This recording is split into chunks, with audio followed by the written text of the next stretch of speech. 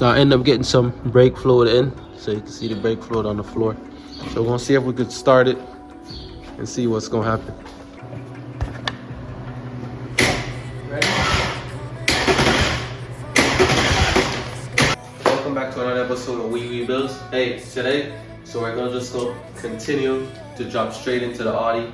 And we could do everything that we need with the Audi because now today we're just gonna try to see if we can get it started. Yes, this is a video that's shot from I was in Arizona, but this is one of the intros that I needed to do, so now I'm doing the intro. So anyways, like, share, subscribe, drop your comments and thoughts down below, turn your post notifications on. Check us out on our social media link. Don't forget to grab yourself some merch from Rebuildz.com. Hey, this is one of the merch that I have that I haven't really dropped yet, but hey, it's just a Rebuildz symbol. So I mean, go check it out, go drop yourself, go to the website, grab yourself some merch, support the channel, because you know everything that we get for the channel, we put it in these builds that we're doing. Okay, so let's just hop straight into this video. So right here, as you can see, what we're doing right now is we're making sure everything was connected and all of that. We're just here talking about making sure that the gas pump is working. So actually the pump started to work and we realized all the fuel was coming up to the front, but after a while it started to leak. So we end up had to stop. We didn't even bother try to start in the car because we realized there was a whole bunch of fuel that was leaking out from, because we basically, since we didn't have the connector for that section and it was broken, we basically created a bypass. But I guess the bypass that we created still didn't give us enough time. The transmission is still stuck in neutral and I don't know why it's not coming out of neutral. So now we are trying to figure out why it's not coming out of neutral, because we're not getting no lights from the shifter to say if it's in reverse, drive, none of that. So it's not even going in park. The only thing that I noticed though, we could release the parking brake, because remember earlier when it was at the frame shop in North Carolina, we could not get the car out of the parking brake off, but the parking brake eventually came off once we basically turned on this car. As you can see, we're looking at the dash and everything inside the car. So in this part of the video, you could see that what I was trying to do is to make sure that I have the horn, was trying to check in to see if the horn was working, but it was not working. So now I know that the clock spring is actually damaged on this one, but you know, before we didn't have it damaged. But remember, when we pulled the engine, we didn't lock the steering wheel. So it's pretty much a stupid mistake, which it cost me. But the good thing is that the other car that I have has a good clock spring in it, so we could just pull up a clock spring from the parts car and put it in. So now what we're doing is checking to make sure everything is good. So now we're about to try to plug the headlights in. So we're going to try to plug one on the right side and one on the left side. So right now you see me trying to plug it in on the right side to make sure to see if I'm getting any power from this section, because we were not getting no power the last time that we tested the car, and we realized that it was no power on that side. So we're there plugging it up and to see what's going on. What we're gonna do next is probably run a diagnostic on the car. Might put it on a time lapse or just silence it and then just play music, because there's a lot of background noise. So I'll be doing a lot of talking over the whole video basically. Keep watching. So right now I'm scanning the car so we can see all the codes that is up. It's almost done, so we're gonna know what's going on and what each code are, or is what each code is. So gonna keep on pressing.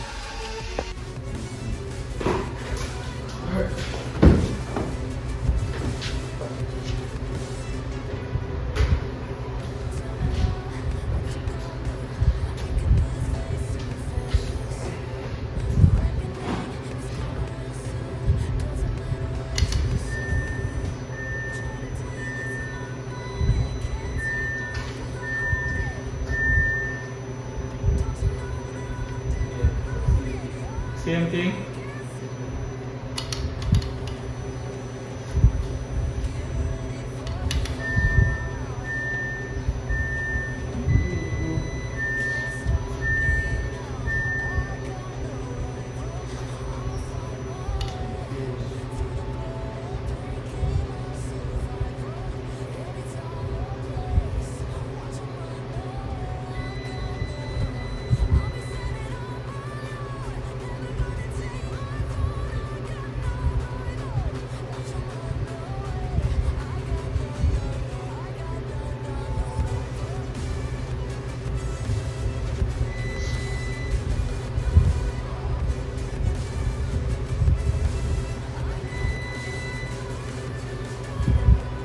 Pump power because you can feel the gas pump up right in the line, stiff up there.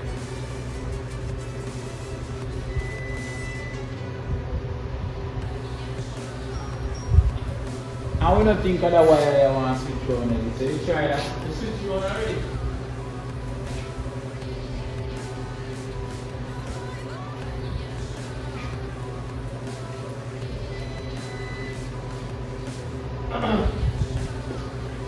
I'm gonna try something. It might not work, but I sit down tonight and I lock the door and see if it starts. They know some car different. So try that and see.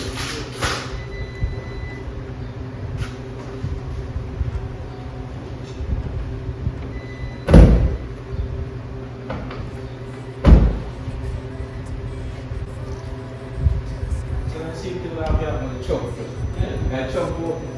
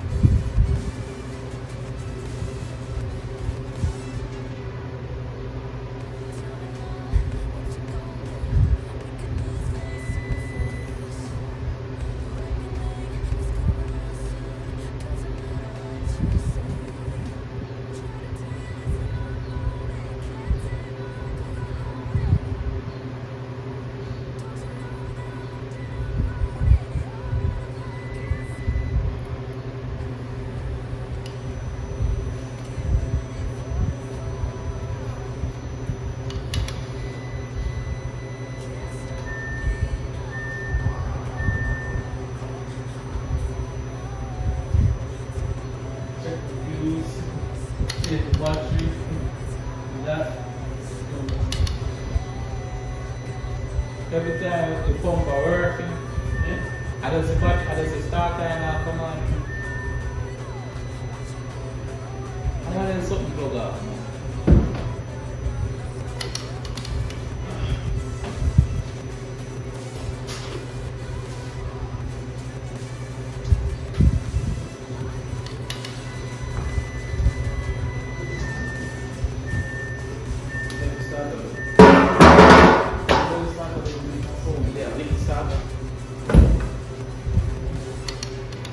No, this I move the front body.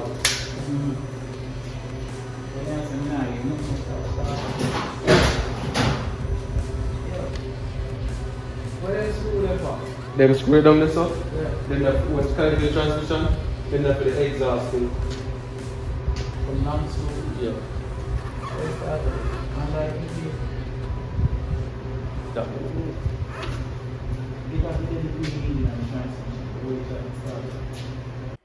So as you could see, now we were going through a lot of stuff. We were trying to go through the motions and see what was the issue, why it wasn't starting. So now we're just here starting to look for the starter. As you could see, the throttle body, or as you could hear everything, the throttle body was making a lot of noise. So that's what we know, like, hey, power is going to that. The fuel pump, you could we couldn't even squeeze the line, so I know fuel was coming strong through those hoses. So the next thing that we're trying to do right now currently is look for the starter, see if we could bypass that starter and try to see if that will give us an option to start the car and see if we could get a win right there. So we're keep going, we're keep looking, and we're just gonna keep push forward. A big one, grounds that. When I look for grounds, I have to connect it to it live. Yeah.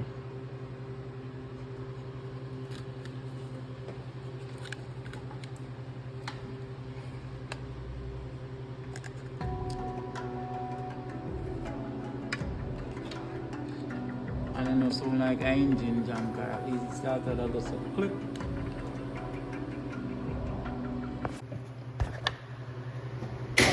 Ready?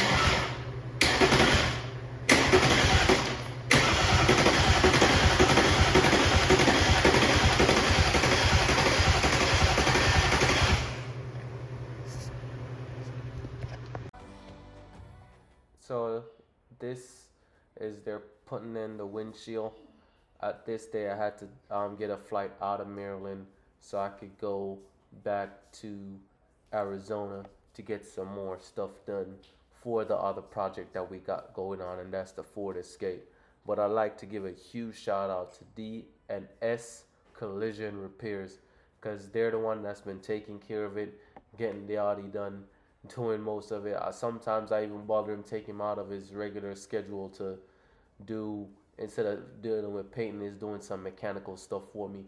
So he's been a huge help with this project. But yeah, he's the one that's recording this video right now to make sure, hey, this is how the windshield looks when it was done, when it got finished installed. And this was the windshield that we purchased 2 years ago in Jacksonville, Florida, that we picked up. But anyways, let's get back to the video.